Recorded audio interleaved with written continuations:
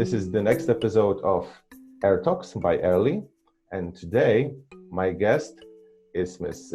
Jyoti Pande Lavakare, a journalist, writer, and co-founder of non-profit organization Care for Air from India. Hello, Jyoti. Hi.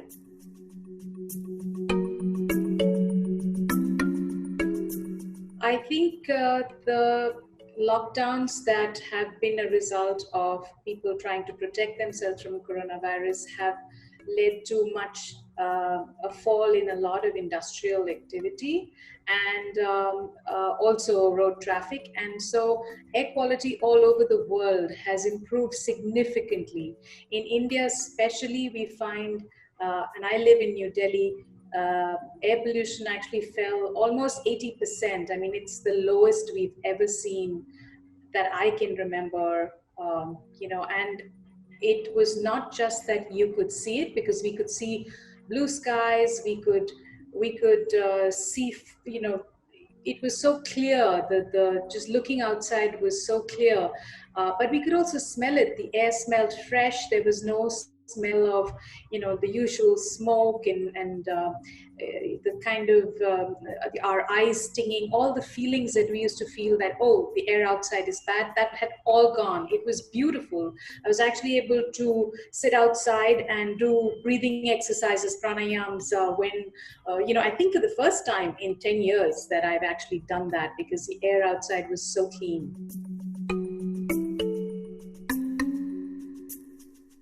I think it does. I think all the research that's coming in, and that has been coming in the early days of research, all the recent research has shown three direct interlinkages. One, that people are more likely to contract respiratory diseases like COVID if they live in polluted areas, because high levels of pollution lower the body's natural defenses against airborne viruses. The second thing is that COVID will affect people more severely if they're already suffering from pre-existing pollution triggered diseases. These are things like heart disease, asthma, COPD, diabetes. So these are people who are more likely to get more severely ill, requiring more intensive care, intubated, ventilation, etc. And of course, thus more likely to die.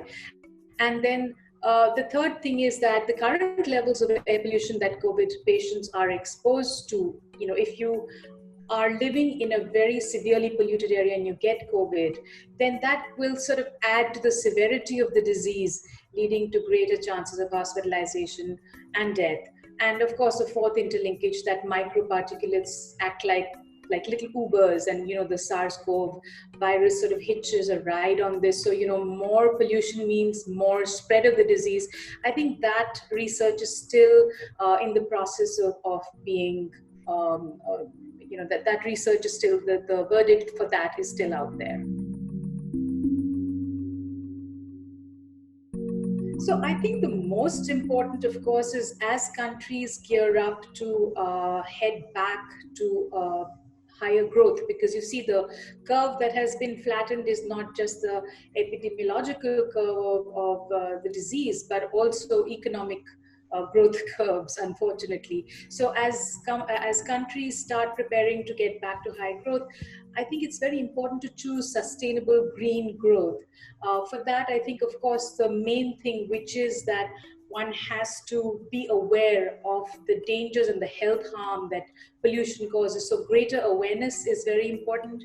It's very important for industries like power, cement, steel, iron, coal, and all of these to be very aware of how to take the clean parts. And we have to not depend on fossil fuels. We need to head towards renewable energy. We need to head towards cycling, pedestrians, less of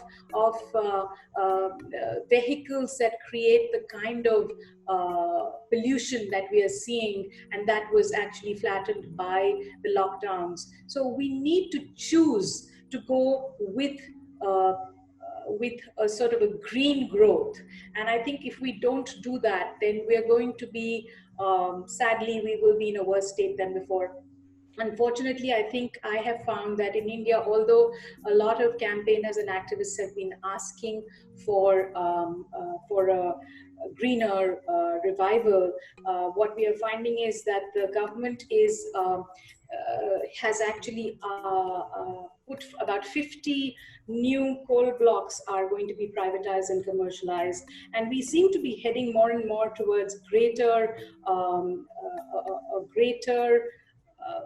sort of dependence on coal, when we, even now when renewable energy is actually becoming the cheaper option, coal is still being subsidized. And I think that is a very, very bad idea, and that's not going to get us, get us towards clean air at all.